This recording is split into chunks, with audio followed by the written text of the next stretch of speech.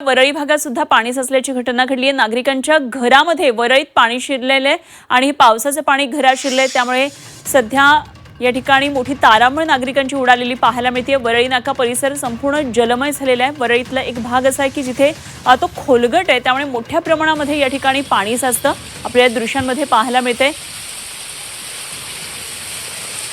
तर एकंदरीतच ठिकठिकाणी पाणी साचण्याच्या या सगळ्या घटना समोर येत आहेत। वरळी भागामध्ये काही नागरिकांच्या घरामध्ये सुद्धा पाणी शिरलं असल्याचं कळतंय।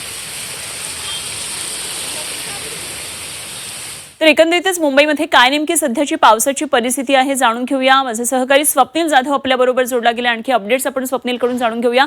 स्वप्नील, ठिकठिकाणी पाणी साचण्याच्या घटना आता आपण प्रेक्षकांना दाखवल्या, मात्र काय एकंदरीतच मुंबईमध्ये सध्या पावसाची स्थिती आहे? आज ऑरेंज अलर्ट सुद्धा मुंबईला दिलेला आहे।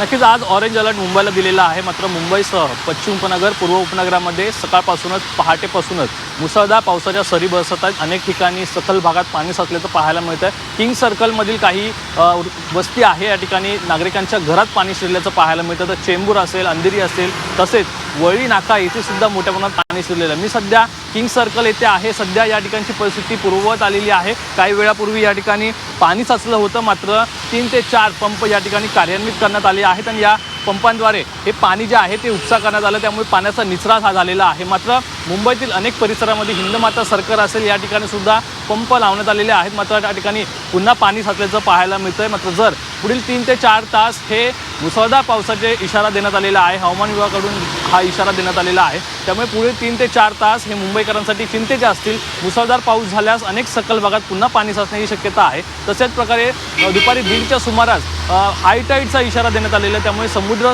किनारे आणि चौपाट्यांवरती जाऊ नका अशा प्रकारचं आवाहन हे मुंबई महानगरपालिका आणि राज्य आपत्ती दलाकडून करण्यात आलेलं आहे। मुंबई महानगरपालिकेचे कर्मचारी रस्त्यांवरती तैनात करण्यात आलेले आहेत, त्याचप्रमाणे चौपाट्यांवरती सुद्धा या ठिकाणी लाईफ गार्ड आहेत, त्यांना सुद्धा तैनात करण्यात आलेले आहे। त्यामुळे मुंबईकरांच्या दृष्टीने सर्व काळजी ही घेण्यात येते। मात्र जर मुसळधार पाऊस पडला तर आणखी परिस्थिती बिघडण्याची शक्यता आहे। सध्या कमी दृश्यमानता असल्यामुळे मुंबईच्या दिशेने लांब पल्ल्याच्या ज्या ट्रेन येत आहेत त्या कुठेतरी लेटमार्क त्यांना लागताना आपल्याला पाहायला मिळतात। कमी दृश्यमानतेमुळे या ट्रेन उशिराने धावत आहेत, त्याचप्रमाणे मुंबईमध्ये मध्य लोकल आणि पश्चिम लोकल, हार्बर लोकल या 10 ते 15 मिनिटं उशिराने धावत आहेत। पावसाचा फटका हा कुठेतरी कामावर जाणाऱ्या कर्मचाऱ्यांना बसताना आपल्याला पाहायला मिळतोय। मात्र तुर्तास पश्चिम महामार्ग असेल, पूर्व महामार्ग असेल, यावरती वाहतूक पूर्वपदावर आहे, सुरळीत आहे। मात्र पुढील 3 ते 4 तास हे मुसळधार पावसाची शक्यता वर्तवण्यात आलेली पाहायला मिळते।